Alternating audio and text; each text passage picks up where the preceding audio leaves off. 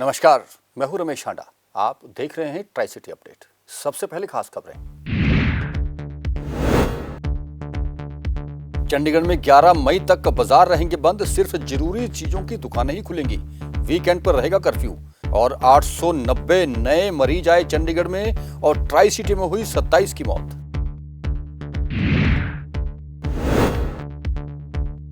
Remdesivir की कालाबाजारी करते ड्रग सप्लायर काबू, 18 इंजेक्शन बरामद।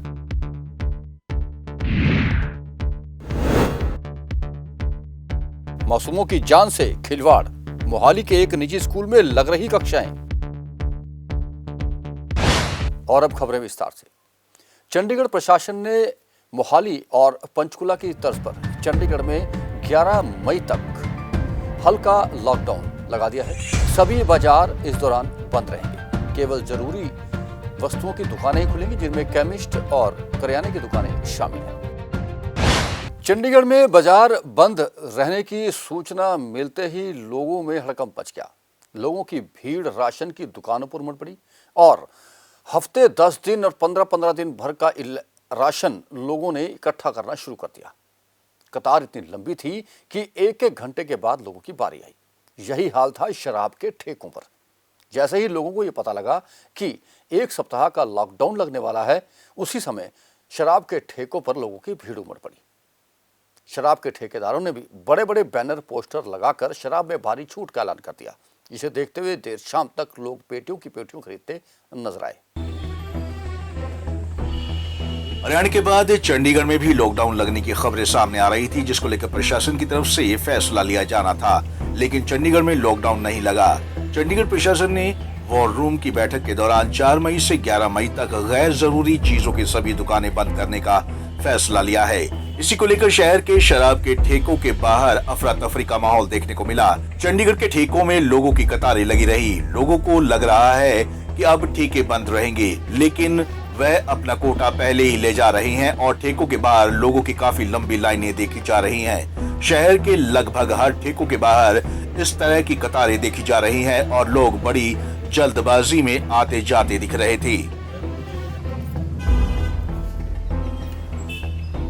आपको बता दें कि लोग शराब लेने के चक्कर में सोशल डिस्टेंसिंग ही भूल गए। तस्वीरों को देखकर अंदाजा लगाया जा सकता है कि लोगों में कोरोना का कम, शराब की दुकान बंद होने का ज्यादा डर दिख रहा था, जिसके चलते लोग भाग दौड़ करते हुए शराब खरीदते नजर आए।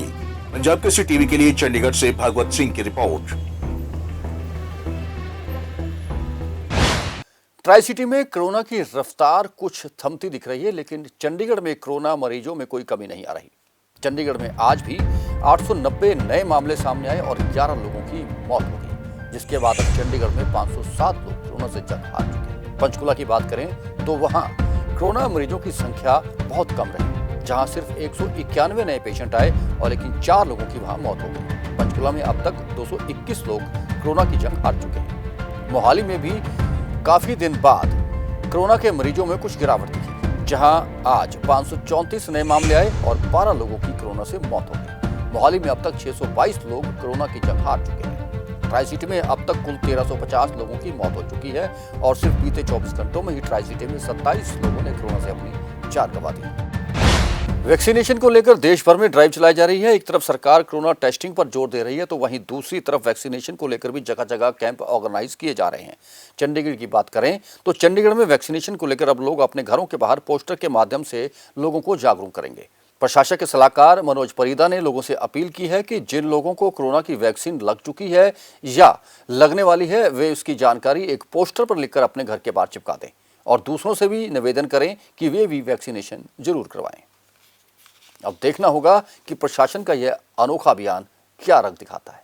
वैक्सीनेशन को लेकर देश में ड्राइव चलाई जा रही है। एक तरफ कोरोना टेस्टिंग को लेकर जोर दिया जा रहा है, तो वहीं दूसरी तरफ वैक्सीनेशन को लेकर जगह जगह कैंप लगाए जा रहे हैं। चंडीगढ़ की बात करें तो यहाँ पर भी वैक्सीनेशन को लेकर अब लोगों को पोस्टर के माध्यम से उन्हें जागरूक किया जा रहा है, जिस पोस्टर पर लिखा गया है कि हमने वैक्सीन लगवा ली है, क्या आपने वैक्सीन लगवाई है। इन पोस्टरों के माध्यम से लोगों को जागरूक करने के मकसद से लोग वैक्सीनेशन सेंटर तक जाएं और वैक्सीन लगवाएं और सोशल मीडिया पर फैलाई जा रही भ्रांतियों को ना मानें। ये अपील भी लगातार प्रशासन की ओर से की जा रही है। वैक्सीनेशन को तेज करने के लिए और दूसरे लोगों को जागरूक करने के मकसद से चंडीगढ़ के प्रशासक के सलाहकार मनोज प्रीदा की ओर से शहरवासियों को भी अपील की गई है कि जिन लोगों ने वैक्सीन ले ली है वे भी दूसरे लोगों को इस संबंध में जागरूक करें और बताएं कि वे भी सुरक्षित हैं और आप भी लगवाएं। सर क्या नाम है आपका? सर मेरा नाम नरेश कोहली है जी। मैं चंडीगढ़ प्रशासन में काम करता हूँ। इस पोस्टर कैंपेन के लिए श्री हमारे एडवाइज़र साहब प्रीदा साहब ने एक इनिशिएटिव लिया था। उन्होंने कहा था कि जो एक कैंपेन चलाई थी, जो लोग वैक्सीनेशन करा चुके हैं वो लोगों को मोटिवेट करने के लिए अपने घर के बाहर पोस्टर लगाएं, स्टिकर लगाएं, ताकि लोग उनसे इंस्पायर्ड होकर खुद भी वैक्सीनेट हों और खुद सेफ़ हों और लोगों को सेफ़ करें। इसमें ऐसे है कि आज तक लोगों के अंदर कुछ एक मिथ थे कि भी वैक्सीनेशन कराने से कुछ साइड इफ़ेक्ट आते हैं, जबकि ऐसा कुछ भी नहीं है। मैं और मेरी वाइफ हम दोनों यहाँ रहते हैं, हमारे बच्चे यहाँ नहीं हैं, अब रोड में हैं। तो हम लोग वैक्सीनेशन के बाद सेफ़ हैं, हमें कोई भी किसी किस्म का साइड इफ़ेक्ट नहीं हुआ। ऐसे लोग मिथ में ना जाएं। आज तक हम लोग वेट करते थे कि कब वैक्सीनेशन आए और कब हम लोग लगवा पाएँ। आज वैक्सीनेशन आ गई और हम लोग उस मिथ में जा रहे हैं, तो वो शायद हमारे लिए गलत रहेगा। हमने लगवाई है, लोग भी लगाएं, ताकि हम प्रशासन के साथ कंधे के साथ कंधा मिला के चल सकें। बता दें कि एक तरफ देश में फिर से कोरोना महामारी अपना पैर पसार रही है, तो वहीं लगातार प्रशासन की ओर से हर संभव प्रयास किए जा रहे हैं कि वैक्सीनेशन के जरिए इस महामारी पर लगाम लगाई जा सके, जिसके लिए कोरोना प्रोटोकॉल को मानने और नियमों की पालना करने के लिए भी लगातार लोगों से प्रशासन और पुलिस प्रशासन की ओर से आग्रह किया जा रहा है। पंजाब केसरी टीवी के लिए चंडीगढ़ से भागवत सिंह की रिपोर्ट। कोरोना के बाद से ही पिछले एक वर्ष से सबसे अधिक नुकसान झेला है टेंट वालों ने। जी हाँ, क्योंकि शादी समारोह में लोगों की गिनती कम हो गई है या शादी समारोह पोस्टपोन हो रहे हैं। ऐसे ही कई और कार्यक्रम भी या तो स्थगित हो गए हैं या फिर बहुत ही कम संख्या में हो रहे हैं या फिर वर्चुअल हो रहे हैं। टेंट एसोसिएशन का ये कहना है कि उन्हें जीएसटी में और अन्य टैक्सों में छूट दी जानी चाहिए, क्योंकि उनके घरों में आर्थिक तंगी आ रही है और उनके साथ जुड़े अन्य लोग भी अब आर्थिक मंदी झेल रहे हैं। देश में बढ़ती कोरोना की महामारी ने सभी की जिंदगियों में ग्रैंड सा लगा दिया है। कोई व्यापारी हो या फिर कोई नौकरी करने वाला, हर वर्ग को इस महामारी की मार झेलनी पड़ रही है। कोरोना की ये मार टेंट वालों को भी सबसे ज्यादा नुकसान झेलना पड़ रहा है। बता दें कि अप्रैल और मई के महीने में शादियों का सीजन होता है, लेकिन प्रशासन की तरफ से पहले ही इस महामारी को लेकर सख्ती की गई है, जिसके चलते लोग अपनी शादियों को पोस्टपोन कर रहे हैं और जो शादियां हो भी रही हैं वह भी कोई बड़ा फंक्शन आयोजित नहीं कर रहे हैं, जिसके चलते टेंट मालिकों को मंदी की मार झेलनी पड़ रही है। हमारे जितने कि चंडीगढ़ के टेंट मेंबर्स हैं, चंडीगढ़ के पूरे देश के टेंट मेंबर्स हैं, आज बहुत ही संकट में भूखमरी के कंगार पे आ गए। पिछले साल भी हमारा ऐसे ही निकला, क्योंकि कुछ जो शादियां होती हैं रोज़ तो होती नहीं, ये भी एक समय होता है, कोई महीने होते हैं। अब हमारे अप्रैल में शादियां थी, अप्रैल में फिर पिछले साल भी हम ऐसे ही निकला, इस साल भी हमारा भूखमरी के कंगाल पे आ गया है। हमने जो लोगों के शादियां विवाह फंक्शन बुक किए हुए थे सारे हमें कैंसिल हो गए हैं। लोगों से हमने एडवांस पकड़ के हमने आगे सामान का ऑर्डर दे दिया। जितने भी हमारे पैसे थे, अब हम सामान का ऑर्डर देने, हम सामान खरीदने लायक रहे ना, कस्टमर को पैसे वापस करने रहे। जो हमारे बच्चों की जो फीसें हैं, ऊपर से स्कूलों की फीसें हैं, ऑनलाइन हैं, किताबें हैं, सारा कुछ त्राही मात्रा हो गया इस महामारी के दौर में। मतलब लोगों को, हमारे कुछ टेंट वालों ने तो आत्महत्या करने का प्रयास किया है। तो ऊपर से किसी का जीएसटी आ रहा है, किसी के और बिजली के बिल आने, पानी के खर्चे आ रहे हैं, कोई खर्चा अवेयर कर नहीं सकते। लोगों ने की दुकानें अपने टेंट पे किराए पे ली हुई हैं, इसका किराया निकल रहा, बच्चों की फ़ीस है। मतलब जो भी कहते हैं ये घाटा पूरा होने वाला नहीं है। हम यही सरकार से यही बेनती करते हैं कि हमारे टेंट वालों को, होटल व्यवसाय वालों को, इनके बारे सोचा जाए। इनको जो जीएसटी है इसमें रिबेट दी जाए। स्कूलों में हमें बिजली के बिल में कहीं ना कहीं जैसे हो, देश को, शहर को रिबेट। हम शहर के प्रशासन के साथ हैं इस महामारी में, पर हम प्रशासन से ये भी रिक्वेस्ट करते हैं कि हमारा जितना से जितना ध्यान हो सके हमारा ध्यान रखा जाए। सर, कई तो टेंट वाले ऐसे हैं जिन्होंने बैंक से लोन लिया हुआ है, आज वो डिफ़ॉल्टर की कगार पर खड़े हैं, उनके लिए क्या कहना चाहेंगे आप? सर बस पूछो ना जी। आज के हमारे टेंट व्यवसाय हैं जिन्होंने लोन लेके काम किए हैं, उनको ना EMI नहीं भरी है, वो तो लेबर के पैसे नहीं दे रहे हैं। जो लोगों के पैसे पकड़े हुए थे जिन्होंने, उनके पेमेंट नहीं वापस कर पा रहे हैं, क्योंकि जो माल पैसे थे वो सारे पहले ऑलरेडी हमने आगे सामान में बुक करा दिए। कुछ लोन लेके कुर्सियाँ खरीदी, कुछ और सामान लिया, ऐसे अब तो EMI भरने के चक्कर में डिफाल्टर तो हो गया जी। बैंक वाले घर पे आ जाते हैं, पैसे मांग रहे हैं। डिप्रेशन में भी चलेगी। लोग बात ही नहीं कर रहे जी, अपने घर वाले बाहर तो दूर, अपने घर वालों से लोग बात नहीं कर रहे हैं। इतने डिप्रेशन में हाँ हाई हुई है, तो लोगों को सूची ना कि हो क्या गया, करें क्या। अब प्रशासन से क्या मांग करते हैं? प्रशासन से यही मांगा है कि हमारे टेंट वालों से, जो होटल इंडस्ट्री सब इन सभी के बारे में सोचा जाए। जो हमारे GST है, हमारे बिजली के बिल हैं, कुछ इसमें हमें किसी ने ज़्यादा से ज़्यादा रियायत दी जाए। हमारे व्यवसाय के साथ कम से कम ज़्यादा नहीं तो एक व्यवसाय, हमारे एक अकेले व्यवसाय के साथ कम से कम 100 घर जुड़े होते हैं, जिसमें कोई खाना बनाने वाला है, कोई वेटर है, कोई गाड़ी चला रहा है, कोई ट्रांसपोर्टर है, कोई लेबर है, कोई इलेक्ट्रीशियन है, कोई जनरेटर वाले हैं, कोई साउंड वाले हैं, कोई फूल का काम करने वाले हैं। तो हमारे साथ तो पूरा मतलब अच्छा, शादियां होंगी तो कपड़ा भी बिकेगा, सोना भी बिकेगा, मतलब हमारे साथ तो तकरीबन पूरा समाज जुड़ा हुआ है। और ये पूरा हमारे को नुकसान ही है, पूरे समाज को नुकसान है। पर ये है कि हम चाहते हैं कि हमारी भी रोटी चलती रहे और हमारे साथ जो बंदे जुड़े हुए हैं उनकी रोज़ी रोटी भी चलती रहे। तो सरकार से हमारी यही, प्रशासन से, शहर से हमारे यही अनुरोध है कि हमारे जो शादियों का, समारोह का करने का जो अभी ये सीज़न चल रहा है, इस टाइम ये पूरा पीक सीज़न है शादियों का। यही इसके बाद हमारे पास 4 महीने हम बिल्कुल फ्री होते हैं कि हमारे पास कोई काम नहीं होता। पर इस कोरोना काल में हमारे पास जो काम का समय था वो भी बीत गया, और उसका घाटा पहले जो पिछला हुआ है वो अभी पूरा नहीं हो पा रहा। तो इसके वाला कहाँ पूरा होगा हमें नहीं इस चीज़ का पता है। तो हमारा अनुरोध यही है कि प्रशासन से कि शादियों की जो बुकिंग्स हैं वो उनको जारी रखा जाए। हम जो कोरोना के प्रोटोकॉल हैं उसका हम पूरी तरह से पालन करेंगे अपने व्यवसाय में। हमें अपना व्यवसाय बचाना है, हमारे अपने शहर को भी बचाना है, नागरिकों को भी बचाना है। आपको बता दें कि जिस तरह से ये महामारी रुकने का नाम नहीं ले रही, तो उसी तरह से लोग भी मंदी की मार झेल रहे हैं। कोरोना वायरस ने हर वर्ग के लोगों को परेशान करके रख दिया है। तो वहीं सरकार की तरफ से भी इस वायरस की चेन को तोड़ने के लिए लगातार प्रयास किए जा रहे हैं। अब देखना ये होगा कि आखिरकार कब तक इस समस्या से छुटकारा मिलता है। पंजाब केसरी टीवी के लिए चंडीगढ़ से भगवत सिंह की रिपोर्ट। हरियाणा में एक सप्ताह के लिए लगा लॉकडाउन को सफल बनाने के लिए पुलिस भी पूरी तरह से मुस्तैद है। हरियाणा पुलिस के महानिदेशक मनोज यादव ने कहा है कि कोरोना की लड़ी को तोड़ने के उद्देश्य से हरियाणा में लॉकडाउन लगाया गया है। इसके लिए सभी को घरों में रहना जरूरी है। उन्होंने कहा कि यदि लोग बेवजह घरों से बाहर निकलेंगे तो पुलिस को मजबूरन कार्रवाई करनी पड़ेगी। सरकार का जो मंतव्य है वो बिल्कुल स्पष्ट है कि इस समय की मांग है कि हरियाणा में लॉकडाउन लगाया जाए, क्योंकि जो इस समय संक्रमण की चेन है उसको तोड़ना बहुत ज़रूरी है। इसलिए सभी को घर पे रहना है, बिना किसी कारण के घर से नहीं निकलना है। ये लॉकडाउन का मकसद है और हरियाणा पुलिस इस लॉकडाउन को प्रभावी रूप से लागू करने के लिए कृत संकल्प है। हम इसमें सख्त कार्रवाई करेंगे। यदि कोई भी अनावश्यक सड़कों पे घूमता हुआ पाया गया, सिर्फ जो आवश्यक सेवाएं हैं, बिजली की, पानी की, मेडिकल की, ऑक्सीजन की, या जो सरकारी कर्मचारी हैं जिनको दफ्तर जाना है, सिर्फ वो लोग सड़कों पे निकल सकते हैं।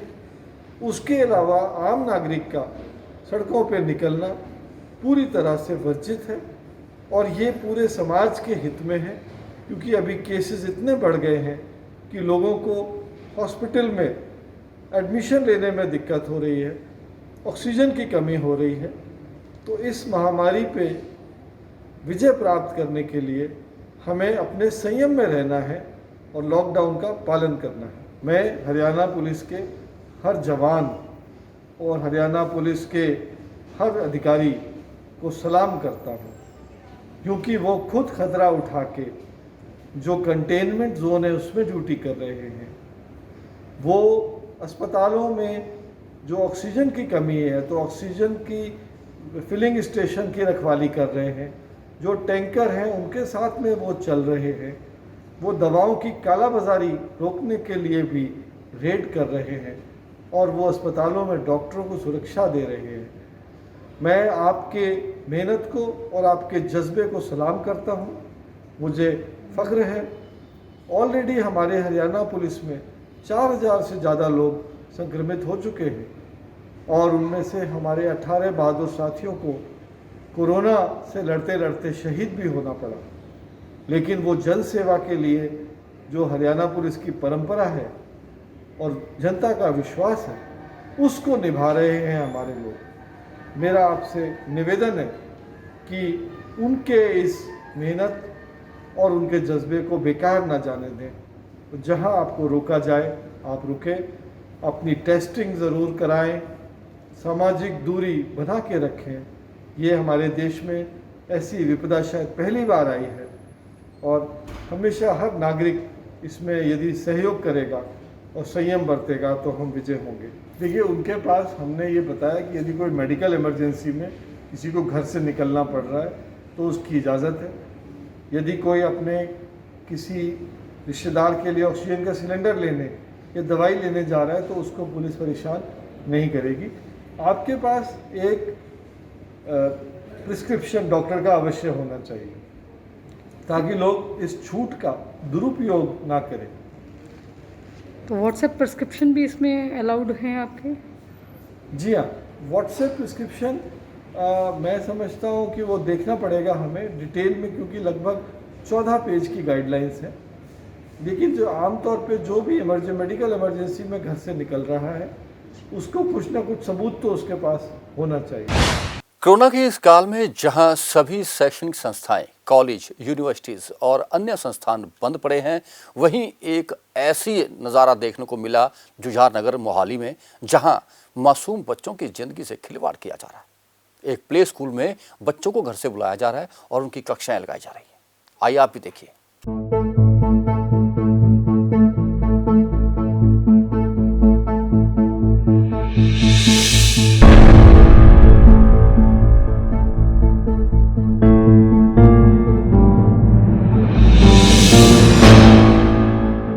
एक और जहां पंजाब में कोविड-19 के आंकड़ों में बढ़ोतरी और मृत्यु दर होने के चलते रात में कर्फ्यू और दिन में लॉकडाउन का ऐलान किया गया है, वहीं प्राइवेट स्कूल छोटे बच्चों की जान के साथ खिलवाड़ करते हुए नजर आ रहे हैं। जी हां, हम बात कर रहे हैं जिला मोहाली में लगने वाले जुझार नगर के एक प्राइवेट स्कूल की, जहां पर सभी नियमों को ताक पर रखकर छोटे बच्चों को स्कूल में बुलाया गया था।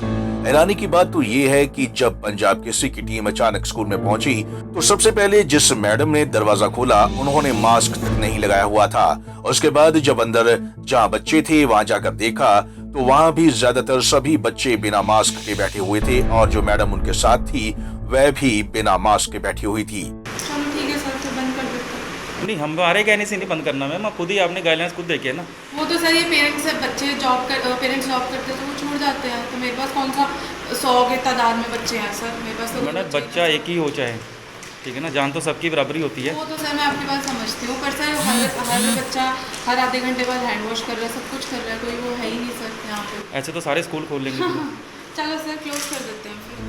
वहीं जब वहां मौजूद मैडम से सवाल किया गया तो उसका जवाब पहले तो था कि चलो अब स्कूल बंद कर देते हैं और बाद में कहने लगी कि इन बच्चों के पेरेंट्स खुद उन्हें यहाँ छोड़कर जाते हैं। उसी दौरान मैडम जी ने मास्क निकाला और लगाने लगे। हम सभी आपसे यही अपील करते हैं कि छोटे बच्चे तो नादान होते हैं, उन्हें अच्छे बुरे का कुछ पता नहीं, लेकिन बड़ों को तो समझना चाहिए कि कोरोना महामारी कैसी खतरनाक बीमारी है। पंजाब केसरी टीवी के लिए मोहाली से कुलदीप कुमार की रिपोर्ट। पंचकुला पुलिस की क्राइम ब्रांच ने रेमडेसिविर इंजेक्शन की कालाबाजारी करने वाले एक ड्रग सप्लायर को गिरफ्तार किया है, जिसकी पहचान अमित के रूप में हुई है, जो कि सनी एनक्लेव का रहने वाला है। पुलिस को सूचना मिली थी कि अमित रेमडेसिविर इंजेक्शन की कालाबाजारी कर रहा है, जिसके बाद पुलिस ने एक नकली ग्राहक बनाकर उसके पास भेजा और 13,000 रुपए में इंजेक्शन का सौदा तय कर लिया। पैसे थमाते ही पुलिस ने रेड कर उस शख्स को काबू कर लिया। अमित के पास से 17 और रेमडेसिविर इंजेक्शन भी बरामद हुए, जिनके दस्तावेज वह नहीं दिखा सका, जिसके बाद उसे ड्रग एक्ट और अन्य धाराओं के तहत गिरफ्तार कर लिया गया। नेशनल हेल्थ मिशन के तहत पंजाब में काम कर रहे 9,000 हेल्थ वर्कर्स कल यानी कि 5 मई से अनिश्चितकालीन हड़ताल पर जा रहे हैं। इसका ऐलान किया है एसोसिएशन के अध्यक्ष इंद्रजीत राणा ने। डॉक्टर इंद्रजीत राणा ने कहा कि वे सरकार से अपनी मांगों को लेकर लंबे अरसे से मांग कर रहे हैं, लेकिन सरकार उनकी मांगों पर विचार नहीं कर रही, जिसके चलते मजबूरन उन्हें यह कदम उठाना पड़ा। आपको बता दें कि यह हेल्थ वर्कर आउटडोर वैक्सीनेशंस का काम कर रहे हैं और अस्पतालों में दाखिल कोविड मरीजों की देखरेख भी कर रहे हैं। इन 9000 हेल्थ वर्कर्स के हड़ताल पर जाने के बाद पंजाब सरकार को काफ़ी कठिनाइयों का सामना करना पड़ सकता है। और अब अंत में मौसम की जानकारी। ट्राई सिटी में आज का अधिकतम तापमान 37.1 डिग्री सेल्सियस और न्यूनतम तापमान 24.8 डिग्री सेल्सियस रिकॉर्ड किया गया। मौसम में नमी की अधिकतम मात्रा 34% रही। आने वाले 24 घंटों में मौसम विभाग का अनुमान है कि आसमान में बादल छाए रहेंगे, रुक रुक कर तेज हवाएं और आंधी चल सकती है। ट्राई सिटी अपडेट पे अब तक के लिए बस इतना ही। जाने से पहले आपसे वही विनती गुजारिश कि वैक्सीनेशन जरूर करवाएं, कोरोना से बचें, दूसरों को भी बचाएं, घर पर रहें, बेवजह घर से बाहर ना निकलें। फिर मिलेंगे कुछ और नई खबरें और सूचनाएं लेकर। तब तक के लिए रमेश हांडा को दीजिए इजाजत। नमस्कार।